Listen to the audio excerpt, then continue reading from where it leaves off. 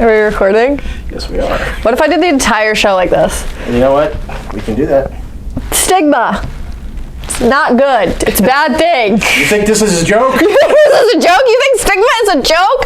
Stigma's not a joke.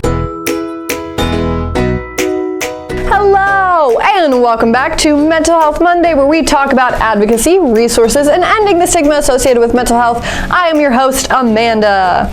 And today we're going to be talking about stigma again. But this time we're going to talk about not what stigma is. We did that in the last video, so go check that one out. We are going to talk about how to cope with stigma. Stigma is something that we all face when dealing with a mental health challenge or any kind of challenge that people who aren't neurotypical face. And stigma can be very, very disheartening. It can be a huge challenge and a huge barrier for us to getting treatment. So coping with stigma is kind of the first step.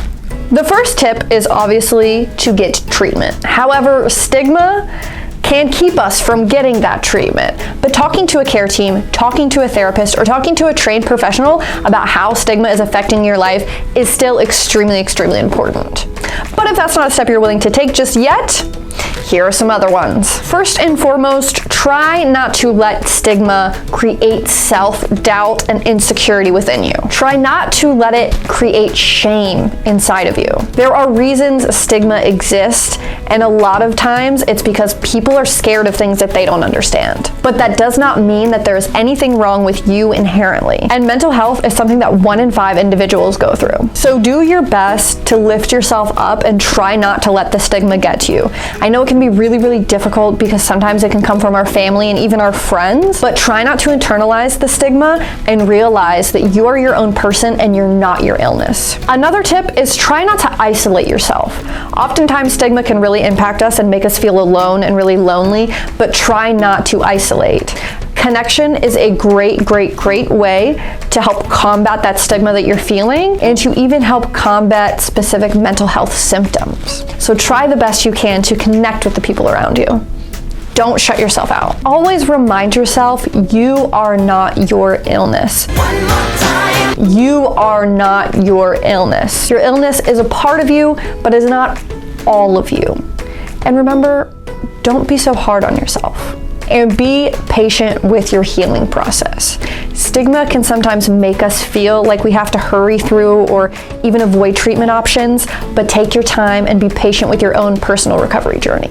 You can also join a support group. A lot of times support groups are anonymous. You can do them virtually, you can do them in person. It can be a great way to connect with others, share your struggle with stigma that you're facing, and really connect and ground yourself in the moment. And do keep in mind that the Recovery Center has online support groups twice a day, 7 days a week at both 2:45 and 7 p.m. on Zoom.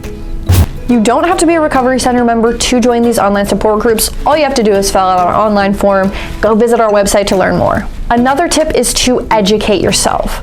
Learn as much as you can about the topics that you feel like personally resonate with you, and learn. You can never have too much information. And lastly, speak out, speak up, and create a safe space for others. If you feel like stigma isn't something that necessarily bothers you very much, maybe you can create a safe space yourself for others who experience stigma and are really, really, really struggling with it. Or maybe if you're somebody that really struggles with stigma, reach out to other people who have experienced the same thing and create that safe space together. Oftentimes when we're struggling with mental health, we have to carve out those safe spaces for ourselves, and it's an unfortunate thing that we have to do, but when we do it and we carve out those spaces and we make those places where we can feel comfortable, it is so rewarding. So those are just some ways that you can combat stigma. Obviously, there are so many more resources out there for you.